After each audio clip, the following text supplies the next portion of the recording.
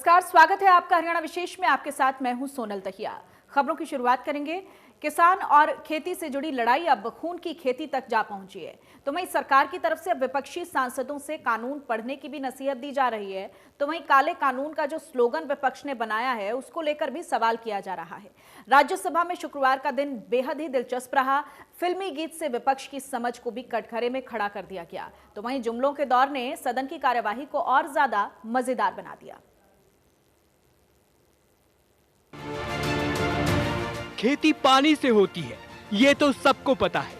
लड़ाई किसानों से जुड़ी है, उसके खून पसीने उसके हक से जुड़ी है, ये भी तय है। लेकिन राज्यसभा में बवाल अन्नदाता के मुद्दे पर नहीं, बल्कि खून की सियासत को लेकर हुआ। केंद्रीय कृषि मंत्री नरेंद्र तोमर धन्यवाद प्रस्ताव की चर्चा में बोलने के लिए खड़े हुए तो उनके तेवर बिल्कुल अलग थे, जैसे कि आज विपक्ष की खैर नहीं। तोमर ने कांग्रेस को ऐसी खरी खोटी सुनाई कि मिर्च लगना तो लाजिम था। जी दुनिया जानती है, खड़गे जी दुनिया जानती है, पानी से खेती होती है, खून से खेती सिर्फ कांग्रेस ही कर सकती है। भारतीय जनता पार्टी खून से खेती नहीं कर सकती। बात खून की राजनीति पर ही नहीं थमी, फिर बात विपक्ष के उस स्लोगन वाली नींव पर आ गई, जिसके बूते कृषि कानून को खत्म कराने की इमारत बनाई जा रही है। अब तक आपने दाल में कुछ काला है ये कहावत तो सुनी होगी, लेकिन अब कृषि कानून में कालेपन पर बहस हो रही है। कृषि मंत्री ने आखिरकार सदन में विपक्ष से वो सवाल पूछ ही डाला जो कि इस पूरी रार की जड़ है। काले कानून भी जोर देकर कहा, लेकिन मैं आजाद साहब और आने भाई आपको बताना चाहता हूं कि मैं किसान यूनियन से भी 2 महीने तक यही पूछता रहा कि कानून में काला क्या है, एक मुझे बताओ तो मैं उसको ठीक करने की कोशिश करूं। अब भला देश के कृषि मंत्री विपक्ष की जानकारी पर सवाल उठा रहे हों और कोई जवाब न दे, ऐसा हो नहीं सकता। लेकिन जवाब ऐसे दल की तरफ से सामने आया जो पहले सत्ता में काबिज एनडीए का ही हिस्सा था, लेकिन अब सुर बिल्कुल बदल चुके हैं। ईंट का जवाब पत्थर से देने की तैयारी है। विपिन जी, सवाल इसका नहीं है कि उस एक्ट में क्या लिखा है, सवाल इसका है कि कॉन्ट्रैक्ट फार्मिंग एक्ट है या नहीं है, और कॉन्ट्रैक्ट फार्मिंग एक्ट कब बना, और उस कॉन्ट्रैक्ट फार्मिंग एक्ट में अगर किसान गलती करेगा तो किसान को जेल जाना पड़ेगा। ये प्रावधान पंजाब के एक्ट में है। वाद विवाद के इस दौर में कृषि मंत्री से कांग्रेस सांसद दीपेंद्र हुड्डा भी उलझ गए, तो केंद्रीय मंत्री ने एक दिन पहले जोर शोर से किसानों का मुद्दा उठाने वाले सांसद को कानून की जानकारी न होने का ही दावा कर दिया। इसमें काला जे है, इसीलिए 72 दिनों से यहाँ बॉर्डर पे किसान बैठा है। 18 नंबर जो पैराग्राफ है उसमें आपने पहले लिखा है आत्मनिर्भर भारत, दूसरा उसने डबल इनकम का किया है। कैसे करेंगे? Seed to market, modernize agriculture system and growth, इतनी लाइन पे मैं बोलूंगा। विपक्ष का घेराव हो तो सत्ता पक्ष एकजुट होकर ही सामने आता है, और जब कोई अपने अंदाज के लिए मशहूर सदन में बोलने के लिए खड़ा हो तो फिर जवाब ही कुछ अलग होगा। ये बिल मतलब ये बिल बोल रहे हैं कि भाई ये बिल है काला, मतलब ये सभी लोग बोल रहे हैं कि भाई ये बिल है काला, और जो बोलते हैं कि ये बिल है काला उनके मुंह को क्या लगाना है, क्या ताला। मतलब उन्होंने मतलब ये बिल इतना अच्छा है, इस बिल का समर्थन मतलब होना चाहिए था। आंदोलन करने वाले किसानों के बारे में हमें बहुत बड़ा आदर है, और लेकिन इतने दिन आंदोलन नहीं करना चाहिए। हमने भी आंदोलन किया है। आंदोलन में तो एक्शन और सियासी ड्रामा लगातार चल ही रहा है, लेकिन सदन में भी अब फिल्मी तरानों से विपक्ष को कुछ समझाने की कोशिश की जा रही है। कहीं एक सिनेमा में आया था, जाने क्या तूने कही, जाने क्या मैंने सुनी, बात कुछ ऐसी बनी। तो अच्छा होता कि प्रधानमंत्री मोदी जी की जो अद्भुत बातें हैं किसानों को लेकर वो अच्छे से सुनी जाती, तो बात ऐसे ऐसे के बदले अच्छी तरीके से आगे बढ़ती। खैर, राज्यसभा की कार्यवाही सोमवार तक के लिए स्थगित कर दी गई। सत्ता और विपक्ष की तनातनी के बीच अब सदन में नजरें पीएम मोदी पर टिकी होंगी, जो कि सोमवार को राज्यसभा में विपक्ष के सवालों का जवाब देंगे।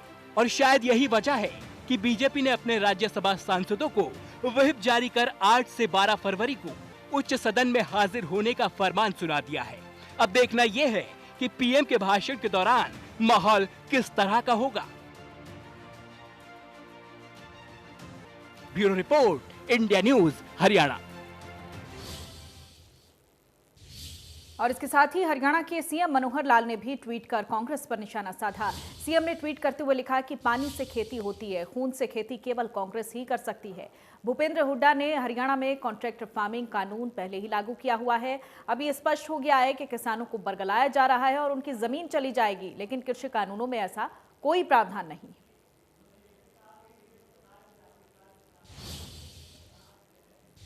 और वहीं किसान आंदोलन को लेकर कैबिनेट मंत्री मूलचंद शर्मा ने कहा है कि शांतिपूर्ण तरीके से बात करने से बड़ी समस्या का समाधान निकल जाता है, लेकिन जिन लोगों की चुनाव में जमानत जब्त हो गई थी वही लोग किसानों पर राजनीति कर रहे हैं। चुनाव दोबारा भी आएंगे और जनता ऐसे लोगों को फिर से सबक सिखाएगी। देश के प्रधानमंत्री नरेंद्र मोदी जी ने कहा है, मैं किसानों को स्वामीनाथन का जो उसका कहना था, उसकी डबल आय का, उनकी आमदनी का, जब प्रधानमंत्री हर बात को कह रहे हैं उनकी ज़मीन पर कब्जा नहीं हो सकता, कोई उनको कर नहीं सकता, जब प्रधानमंत्री ने आह्वान कराया तो भरोसा तो रखना चाहिए देश के प्रधानमंत्री के। ये सारा जिनके जो मरी लाश हैं, जिनको 2-2, 4-4 हज़ार वोट आई थी, जिनकी जमानतें जब्त हुई थी, वो लोग धरने बैठे, फिर पता लग जाएगी इनकी। चुनाव कौन से, फिर आ लेगा चुनाव। एक किसानों के नाम पे राजनीति करते हैं और किसानों को बरगलाने का काम करते हैं। और वहीं शनिवार को किसान कृषि कानूनों के खिलाफ चक्का जाम करने जा रहे हैं। चक्का जाम से पहले संयुक्त किसान मोर्चा ने दिल्ली के बाद यूपी और उत्तराखंड में चक्का जाम न करने का ऐलान किया है। दोनों ही राज्यों में किसान सिर्फ जिलाधिकारियों को ज्ञापन सौंपेंगे। किसान नेता बलबीर सिंह और राकेश टिकैत ने इसकी जानकारी दी। कल का तो ऐलान किया हुआ है हमने, पहले सारे देश में 3 घंटे का चक्का जाम होगा और उत्तर प्रदेश और उत्तराखंड, ये 2 स्टेट्स में, क्योंकि गन्ने की कटाई बहुत जोर शोर से चल रही है, यहाँ लोग जो है वो देंगे, मेमोरेंडम देंगे। ज्ञापन जाएगा, चक्का जाम नहीं होगा 2 स्टेट में, उत्तर प्रदेश और उत्तराखंड। इसकी वजह क्या है? वजह ये है कि उनको कभी भी दिल्ली बुलाया जा सकता है, ये उनकी वजह है। ये अपना स्टैंड बाई में रहे हैं। नहीं तो क्यों केवल वहीं के लोगों को दिल्ली बुलाया जा सकता है, बाकी जगह के लोग भी तो दिल्ली आना चाहते हैं? नहीं आ रहे दिल्ली, बाकी के लोग भी आते रहते हैं। उनके लिए भी तो फिर नहीं उनके लिए अभी और जगह करेंगे, 2 जगह स्टैंड बाई में रखें। और वहीं शनिवार को किसानों के चक्का जाम को कांग्रेस ने समर्थन का ऐलान किया है। दिल्ली में हरियाणा कांग्रेस की अहम बैठक हुई है। बैठक में किसान आंदोलन के सहारे बीजेपी को घेरने की रणनीति तैयार की गई। कांग्रेस 15 फरवरी तक ब्लॉक स्तर पर किसानों को लेकर बड़े कार्यक्रम आयोजित करेगी। 15 फरवरी के बाद जिला स्तर पर कार्यक्रम आयोजित किए जाएंगे। जो आगे की रणनीति है, ये जो कृषि बिलों के, खासतौर से जो कृषि बिल जो आज जिसे कहा जाए काले कानून, जो आज किसानों को बहुत द्रवित और परेशान कर रहे हैं, उनको समर्थन देने की बात की। आगे की रणनीति की हमारे क्या किस तरीके के आंदोलन होंगे, हम जन जन तक जाएं और इन मुद्दों को उठाएं, लोगों तक पहुंचाएं और ये दिखाएं कि हम किसान के साथ खड़े हैं। कांग्रेस पार्टी पहले भी किसान के साथ खड़ी थी, आज भी खड़ी है और आगे भी खड़ी रहेगी। हम इन बातों को लोगों के बीच में ब्लॉक स्तर पर, जिला स्तर पर और उससे भी नीचे, और उसके बाद एक महासम्मेलन करेंगे और इनके बारे में जहां लोगों को एक और जागरूक करने की बात है। मीटिंग में जो पार्टी के कार्यक्रम हैं वो डिस्कस हुए, जो ब्लॉक लेवल पे, जिला लेवल पे चल रहा है, और जो किसानों की जो आंदोलन चल रहा है उसका पूरा समर्थन करना है। और 6 तारीख को जो बंद की कॉल दे रखी है वो पार्टी इसका सहयोग करेगी। ये जो मैंने कहा है, हमारे पार्टी का स्टैंड है, ये कानून वापस लेने। और वहीं सिरसा के एलनाबाद में किसान महापंचायत का आयोजन किया गया। इस पंचायत में इनेलो नेता अभय चौटाला को किसान केसरी सम्मान से सम्मानित किया गया। सम्मान स्वरूप उन्हें पगड़ी और हल दिया गया। किसानों के समर्थन में विधायकी छोड़ने को लेकर अभय को सम्मानित किया गया है। इस मौके पर इनेलो नेता अभय चौटाला ने केंद्र सरकार पर जमकर निशाना साधा। तो आपको बता दें कि अभय चौटाला ने किसान आंदोलन के चलते विधायक पद से इस्तीफा दे दिया है। उसके बाद अलग अलग जगहों पर उनको सम्मानित किया जा रहा है। आप देख रहे हैं तस्वीरें जहां किसान महापंचायत ने किसान केसरी सम्मान से सम्मानित किया है अभय चौटाला को। किसान मोर्चा की तरफ से 6 तारीख को देश बंद की बात कही गई है और 6 तारीख कल का दिन है। हमारे यहाँ राजस्थान की सीमाएं लगती है। मैं उम्मीद करूंगा कि जितनी भी राजस्थान की सीमाएं हमारे साथ रखती है, कल के दिन किसी एक भी रास्ते से कोई व्यक्ति हमारे हरियाणा में प्रवेश ना कर सके। इसके लिए अपने साथ लगते हुए रास्तों पे 11 बजे से लेकर के 3 बजे तक पूर्ण रूप से बंद रखने का काम करना। जहां बंद रखने का काम करना, वहीं उसके साथ साथ किसान मोर्चा का अगला क्या आदेश आए, उसके लिए भी जिस तरह आज इकट्ठा हुए उसी तरह दोबारा फिर लामबंद होकर के अगले आदेश की भी पालना करना है। और वहीं 6 फरवरी को किसानों ने चक्का जाम का ऐलान किया है और इसके लिए प्रदेश के किसानों ने भी रणनीति बनानी शुरू कर दी है। 3 घंटे के रोड जाम को सफल बनाने के लिए किसानों ने मंदिर और गुरुद्वारों का सहारा लिया है। इंटरनेट और बल्क मैसेजेस बार बार बंद होने के चलते किसानों तक अपना संदेश पहुंचाने के लिए धार्मिक स्थलों का इस्तेमाल किया जा रहा है। फतेहाबाद में किसान संघर्ष समिति ने गांव स्तर पर अभियान चलाकर लोगों को जागरूक किया है। जो सरकार है वो इंटरनेट सेवावां बंद कर रही है, किसानों का प्रचार ਨੂੰ रोकने वास्ते यत्न कर रही है, किसानों ਨੂੰ परेशान कर रही है। तो ਉਹਦੇ ਸੰਬੰਧ ਵਿੱਚ ਅਸੀਂ किसान संघर्ष समिति हरियाणा ਵੱਲੋਂ ਪਿੰਡਾਂ 'ਚ ਗੁਰਦੁਆਰਿਆਂ 'ਚ ਅਨਾਉਂਸਮੈਂਟਾਂ, ਮੰਦਰਾਂ 'ਚ ਅਨਾਉਂਸਮੈਂਟਾਂ ਕਰਵਾ ਰਹੇ ਹਾਂ ਕਿ 12 ਤੋਂ ਲੈ ਕੇ 3 ਵਜੇ ਤੱਕ ਜਿਹੜਾ 6 ਫਰਵਰੀ ਦਾ ਚੱਕਾ ਜਾਮ ਹੈ ਉਹਨੂੰ ਸਫਲ ਕੀਤਾ ਜਾਏ। ਰਤੀਆ 'ਚ ਸੰਜੇ ਗਾਂਧੀ ਚੌਂਕ ਨੂੰ ਜਾਮ ਕੀਤਾ ਜਾਊਗਾ, ਫਤਿਹਾਬਾਦ ਲਾਲ ਬੱਤੀ ਚੌਂਕ ਬੰਦ ਕਰਾਂਗੇ। ਪੂਰੇ ਹਰਿਆਣੇ 'ਚ ਜਿਹੜੀ ਆ ਸਾਡੀ ਜਥੇਬੰਦੀ ਵੱਲੋਂ ਬੰਦ ਨੂੰ ਸਫਲ ਬਣਾਉਣ ਵਾਸਤੇ ਪ੍ਰयास ਕੀਤੇ ਜਾ ਰਹੇ ਆ। ਅਸੀਂ ਹਰ ਪਿੰਡ 'ਚ ਹਰ ਮੁਹੱਲੇ 'ਚ ਜਾ ਰਹੇ ਹਾਂ ਔਰ ਬਹੁਤ ਵੱਡਾ ਬੰਦ ਹੋਣ ਜਾ ਰਿਹਾ। ਸਰਕਾਰ ਦੇ ਤਿੰਨਾਂ ਕਾਨੂੰਨਾਂ ਦੇ ਖਿਲਾਫ ਦੇਸ਼ ਵਿੱਚ ਬਹੁਤ ਵੱਡਾ ਅੰਦੋਲਨ ਬਣ ਚੁੱਕਾ ਹੈ ਵੀ ਵੱਧ ਤੋਂ ਵੱਧ ਕਿਸਾਨ ਭਾਈ ਆਪਣੇ ਰਤੀਆ ਬਲਾਡਾ ਰੋਡ ਤੇ ਪਹੁੰਚਣ 10:30 ਵਜੇ ਤੇ ਇਹਨੂੰ ਆਪਾਂ ਸਫਲ ਬਣਾਈਏ। ਇੰਟਰਨੈਟ ਬੰਦ ਹੋਣ ਕਾਰਨ ਆਪਾਂ ਪੂਰਾ ਪ੍ਰਚਾਰ ਨਹੀਂ ਕਰ ਸਕਦੇ, ਇਸ ਲਈ ਘਰ ਜਾ ਕੇ ਗੁਰੂ ਘਰ ਅਨਾਉਂਸਮੈਂਟ ਕਰਵਾ ਕੇ ਸਾਰਿਆਂ ਨੂੰ ਸੰਦੇਸ਼ ਦਿੱਤਾ ਜਾਵੇ ਵੀ ਉੱਥੇ ਵੱਧ ਤੋਂ ਵੱਧ 6 ਤਰੀਕ ਨੂੰ 11 ਵਜੇ ਪਹੁੰਚਣ ਦੀ ਕਿਰਪਾਲਤਾ ਕਰਨ। ਵੱਧ ਤੋਂ ਵੱਧ। ਕੀ ਨਾਂ ਹੈ ਤੁਹਾਡਾ ਜੀ? ਕੁਲਦੀਪ ਸਿੰਘ ਗਰੇਵਾਲ ਨਤਵਾਨ। और वहीं चक्का जाम को लेकर भिवानी पुलिस ने कमर कस ली है। डीजीपी की ओर से सभी अधिकारियों को कानून व्यवस्था पुख्ता करने के निर्देश दिए गए हैं। डीएसपी वीरेंद्र सिंह के मुताबिक किसान आंदोलन को देखते हुए सुरक्षा के व्यापक प्रबंध हैं, किसी को भी कानून हाथ में नहीं लेने दिया जाएगा। उन्होंने बताया कि रोड जाम की वजह से आमजन को परेशान नहीं होने दिया जाएगा।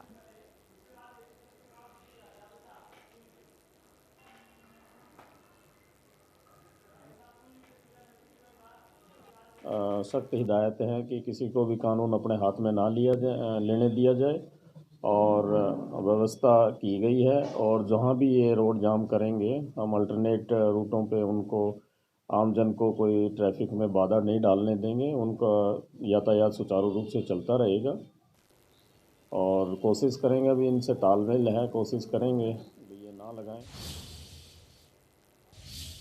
और वहीं तेल कंपनियों ने शुक्रवार को फिर से डीजल और पेट्रोल के दाम 30 पैसे पर लीटर बढ़ा दिए हैं। गुरुवार को भी दाम में 35 पैसे प्रति लीटर का इजाफा किया गया है। इस बढ़त के साथ ही कई शहरों में डीजल और पेट्रोल के दाम बढ़ गए हैं। ग्राफिक्स के जरिए आपको बड़े शहरों में डीजल और पेट्रोल के दाम बताते हैं। दिल्ली की अगर बात करें तो डीजल 77 रुपए 13 पैसे है, तो पेट्रोल की कीमत 86 रुपए 95 पैसे है। कोलकाता की बात करें तो मुंबई और चेन्नई और गुरुग्राम का जो डीजल और पेट्रोल के दाम हैं वो भी आपकी टीवी स्क्रीन पर आपको हम दिखा रहे हैं। मुंबई में जहां पर 83 रुपए 99 पैसे डीजल है, तो वहीं 93 रुपए 49 पैसे पेट्रोल के दाम हैं।